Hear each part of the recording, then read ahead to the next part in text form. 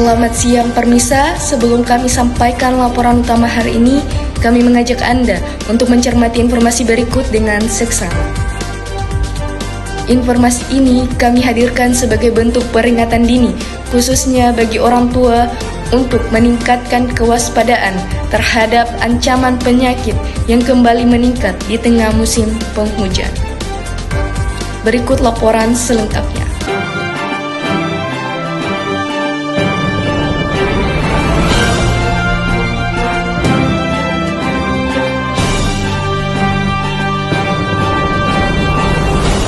Permisa, selamat datang dalam laporan berita kami. Kasus demam berdarah denggi atau DBD kembali meningkat di sejumlah wilayah di Indonesia. Penyakit yang ditularkan oleh nyamuk Aedes aegypti ini masih menjadi ancaman serius terutama bagi anak-anak dan balita. Musim penghujan yang masih berlangsung di berbagai daerah memicu meningkatnya populasi nyamuk sehingga resiko penularan DBD kian sulit dikendalikan. Di kota Tasikmalaya, Jawa Barat, angka kasus DBD tercatat cukup tinggi, bahkan menimbulkan puluhan korban jiwa sepanjang tahun. Permisa, jumlah pasien demam berdarah denggi di beberapa daerah hingga saat ini masih terbilang tinggi. Sebagian besar penderitanya merupakan anak-anak dan balita, kelompok usia yang sangat rentan terhadap infeksi virus dengue. Musim penghujan yang masih terjadi di beberapa wilayah Indonesia berdampak langsung pada meningkatnya kasus DBD akibat banyaknya genangan air yang menjadi tempat berkembang biaknya nyamuk. Di kota Tasikmalaya, Jawa Barat, sepanjang tahun ini tercatat 1.612 pasien demam berdarah dengue. Dari jumlah tersebut, 25 kasus diantaranya berujung pada kematian.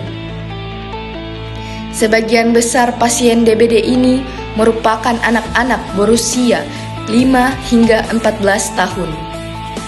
Permisa, tingginya angka kematian akibat DBD salah satunya disebabkan oleh kurangnya pemahaman orang tua terhadap gejala awal DBD pada anak-anak.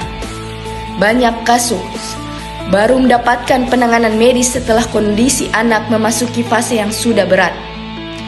Permisa, terdapat beberapa gejala DBD yang umum terjadi pada anak-anak dan tidak boleh diabaikan.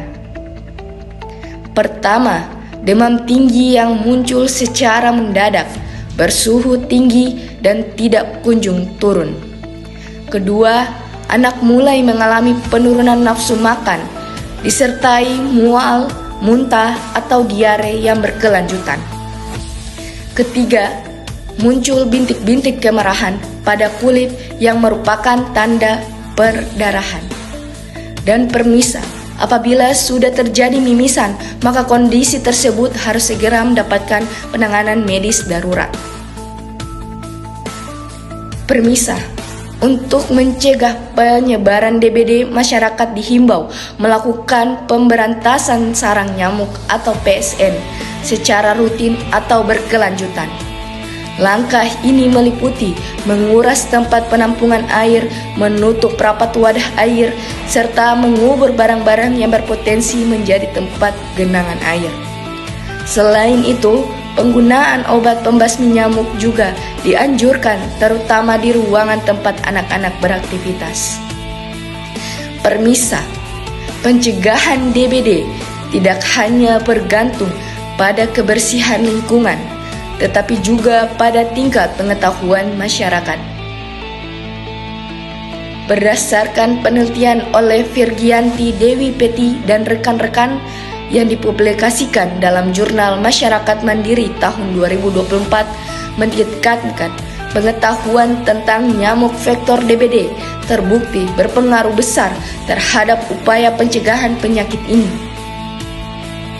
Penelitian yang dilakukan pada anggota Palang Merah Remaja di kota Tasikmalaya menunjukkan bahwa edukasi kesehatan mampu meningkatkan pemahaman mengenai ciri nyamuk Aedes aegypti pada pola perkembangannya, serta waktu aktif nyamuk yang umum terjadi pada pagi dan sore hari.